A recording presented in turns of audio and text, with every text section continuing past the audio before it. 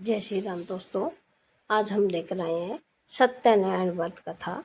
तो मुझे आशा है कि आप सबको यह कथा पसंद आएगी। पसंद आई तो आप इसे शेयर जरूर से ज़रूर कीजिएगा। और ऐसी ही धार्मिक और पुरानी कथा कहानी के लिए आप हमारे चैनल से जुड़े रहिए।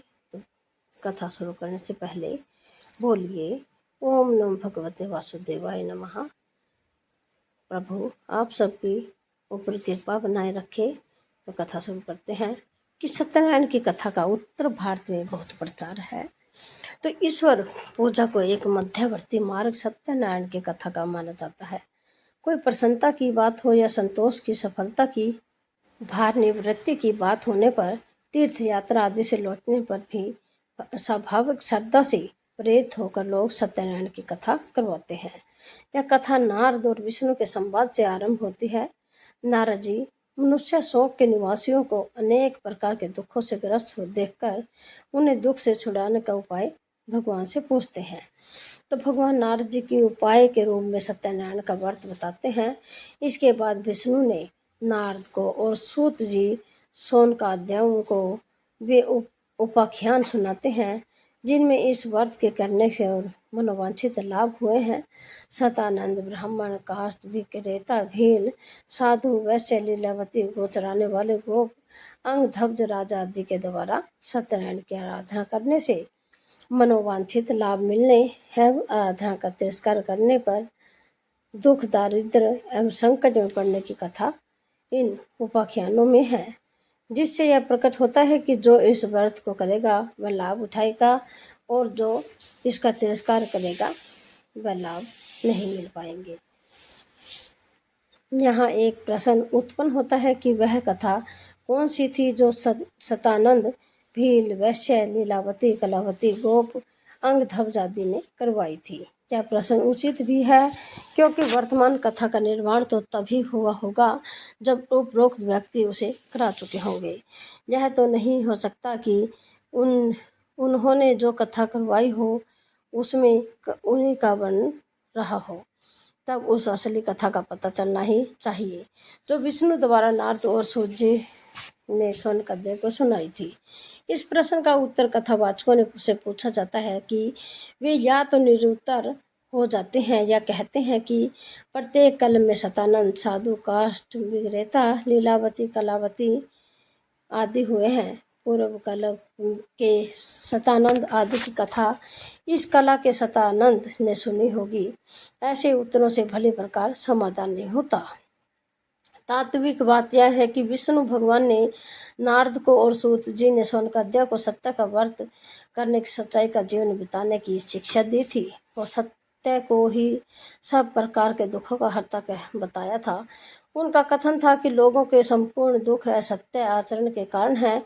बेईमानी, दुराचार, झूठ, छल, दब आदि की दुर्भावनाओं से प्रेरित होकर मनुष्य हर प्रकार के दुष्कर्म करते हैं और उन पापों के फलस्वरूप तरह तरह के रोग, शोक, दुख, दारिद्र्य, क्लेश, कलह सामने आते हैं। यदि मनुष्य का जीवन सत्य युक्त, सात्विक, शुद्ध, निर्मल हो तो कोई कारण नहीं कि उसे दुखों की यातना सहनी पड़े।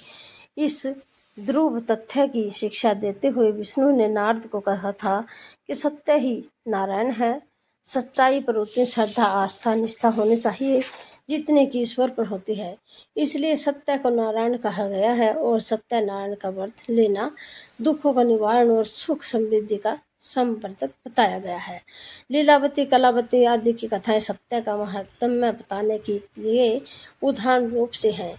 कोई सिद्धांत केवल विवेचनात्मक ढंग से या शुष्क उपदेश के ढंग से समझाया जाए तो सर्वसाधारण समझा जाए वह वैसी अच्छी तरह नहीं आता जैसा कि उदाहरण एवं घटनाएं सुनने से समझ में आ जाता है। मनुष्य का स्वभाव लोभ और भय से बचने और लोभ को प्राप्त करने के लिए ही अधिकांश कार्य करता है।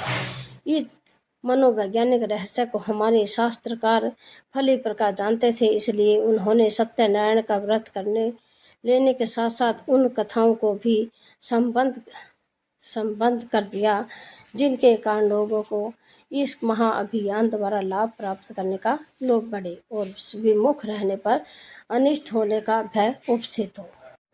इन दोनों आधारों के कारण सुनने वालों की रुचि सत्यनारायण की ओर बढ़ी।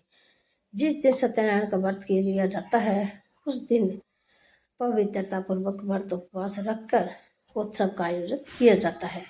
गुरुजन, ब्राह्मण, देवता, भगवान की प्रतिमा, अग्नि, वर्ण आदि का आवाहन स्थापना इसलिए किया जाता है कि इन श्रेष्ठ सत्याओं की उपस्थिति में साक्षी में जो प्रतिज्ञा की जाती है हो रही है उसके पालन में अधिक दृढ़ता और लोक लाज रहे। जब भी व्रत भंग का अवसर आवे तब यह ध्यान तुरंत ही उठावे कि जो प्रतिज्ञा इतने देवताओं और सत्पुरुषों के सामने की गई थी उसे तोड़ना मेरे लिए लज्जा की बात होगी। बार बार सत्यनारायण की कथा इसलिए कहलाई जाती है कि कालांतर में प्रतिज्ञा का प्रभाव मस्तिष्क में से हटने लगता है। लोग पुरानी प्रतिज्ञा को विस्मरण कर देते हैं, इसलिए बार बार यह वह प्रण करने से मनोभूमि का पुनर्जागरण होता रहता है। चित्त पर हर बार नया संस्कार जम कर सतत पालन की उस विचार धारा को धीरे धीरे अधिक परिपुष्ट करता रहता है। इसलिए जीवन में अनेकों बार जल्दी जल्दी सत्यनारायण के व्रत का उत्सव कराने की परंपरा चली आ रही है। कई आदमी इस वास्तविकता को समझकर ऐसा भय करेंगे कि हमारा जीवन अभी असत्यपूर्ण है और वर्तमान परिस्थितियों में हम पूर्ण तथा सत्यनिष्ठा को भी नहीं कर सकते। ऐसी दशा में सत्यनारायण का उत्सव मनाना या कथा कहलाना निरर्थक होगा। ऐसा शंका करने वाले सज्जनों को समझना चाहिए कि पतनोन्मुख प्रवृत्तियों को रोकने के लिए व्रत ही एकमात्र उपाय है। नीचे की ओर तेजी से बहते हुए पानी के आगे अगर बांध खड़ा न किया जाए तो पानी किस प्रकार रुक सकेगा। बांध कई बार टूट भी जाता है, उस टूट फूट की दुर्स्थिति बराबर की जाती है और पानी थोड़ा बहुत निकल भी जाए तो भी अधिकांश तो का रुपये का ही रहता है। इसी प्रकार व्रत न लेने वाले की अपेक्षा व्रत कर लेने वाला अपेक्षाकृत सत्य का पालन अधिक ही कर लेता है और जितना कुछ भी सत्य के समीप रहता है उतना तो पुण्य फल के द्वारा मिलने वाला आनंद को प्राप्त कर ही लेता है। इस प्रकार यदि कभी व्रत भंग भी होता रहे तो भी व्रतहीनों की अपेक्षा तो उत्तमता ही रहती है। सत्य का व्रत लेने की आवश्यकता ही इसलिए है कि हमारा आज का जीवन अधिकांश में असत्यग्रस्त है। यह सत्य एक रोग, द्रव एक व्रत एक दवा। व्रत रूपी औषधि सेवन करने वाले से धीरे धीरे सत्य रूपी निरोगता प्राप्त होती है। पूर्ण तो एक परमात्मा है, मनुष्य अभी अपूर्ण है। इस अपूर्णता को दूर करके पूर्णता को प्राप्त करने का जो प्रयत्न है उसे ही साधना व्रत कहते हैं। किसी व्रत का व्रत लेने से निश्चय करने से ही तो उस ओर प्रगति होती है। फेल हो जाने के भय से स्कूल में भर्ती न होना कोई बुद्धिमानी नहीं। इसी प्रकार व्रत टूट गया हो तो कैसा होगा, इस भय से व्रत ही न लेना कोई उचित कार्य नहीं है। हमारा ब्रह्मा या भीतरी जीवन सच्चाई से भरा हुआ हो, उसमें प्रेम, पिता, निष्ठता, ईमानदारी, उदारता, त्याग, पुरुषार्थ, सादगी की प्रधानता रहे, यह सत्यनारायण का पथ है। इसी समस्त सुख शांतियों का मूल उद्यम है। इस पथ पर चलने का संकल्प करने का ही दूसरा नाम सत्यनारायण व्रत है।